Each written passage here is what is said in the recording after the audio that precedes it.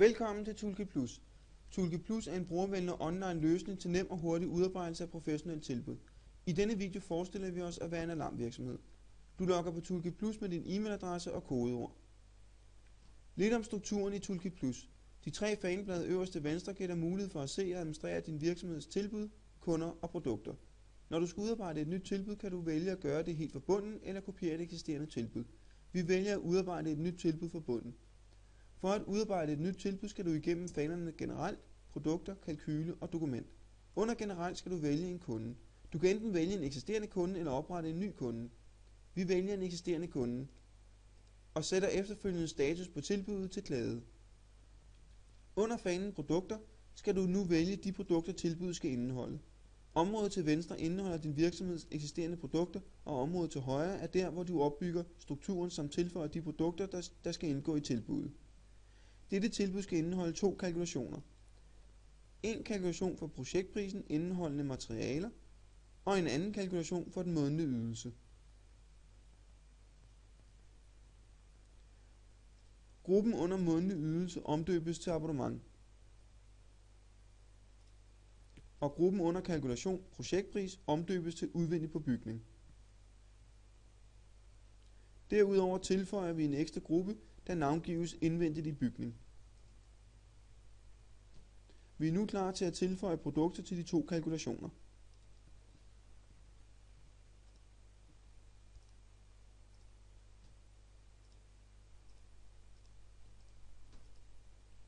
Når vi har tilføjet de produkter tilbuddet skal indeholde, går vi videre til fanen kalkyle. Under kalkyle kan vi ændre mængder, justere de enkelte produkters salgspris, give rabat, samt se dækningsbidrag og avance for de forskellige kalkulationer.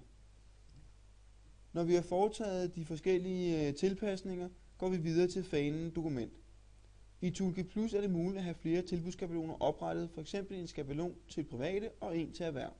Som administrator kan du under indstillinger nemt ændre i indhold eller layout af de enkelte skabeloner ved hjælp af Microsoft Word, samt opsætte en række foruddefinerede felter, som brugeren skal udfylde i forbindelse med udarbejdelse af tilbud. Dette vises ikke her. Vi fortsætter og vælger tilbud erhverv. Under afsnittet forside kan vi ændre forsidetitlen. Lad os f.eks. kalde den tilbud på alarm. I om tilbuddet kan vi tilføje eller fravælge i en foruddefineret liste for fordele ved løsningen. Det er også muligt selv at tilføje en ekstra fordel, som kunden måske har vist en særlig interesse i, f.eks. hurtig udrykning i tilfælde af alarm. Det er også muligt at ændre i rækkefølgen af elementerne. Skabelonen tilbud erhverv er sat op til, at du som bruger skal vælge tilbudsdato samt dato for, hvornår tilbuddet er gældende til. Når du har foretaget de ønskede ændringer til tilbudsdokumentet, kan du få vist dokumenten enten som et Word eller som et PDF-dokument.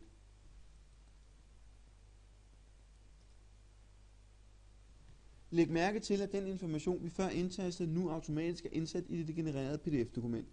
Denne måde at arbejde med generering af tilbudsdokumenter er med til at sikre, at de tilbud, der sendes ud af huset, er ensartede og professionelle. Tilbudsdokumentet kan nu mailes direkte til kunden. Igen har du som bruger mulighed for at vælge for en skabelon for at lette dit arbejde. Du kan vælge at rette i mailteksten eller sende mailen til kunden uden yderligere tilføjelser.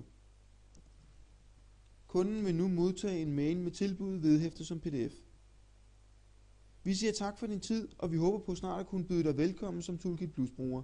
Husk, at du altid er velkommen til at prøve Toolkit Plus gratis i 30 dage ved at tilmelde dig på vores hjemmeside.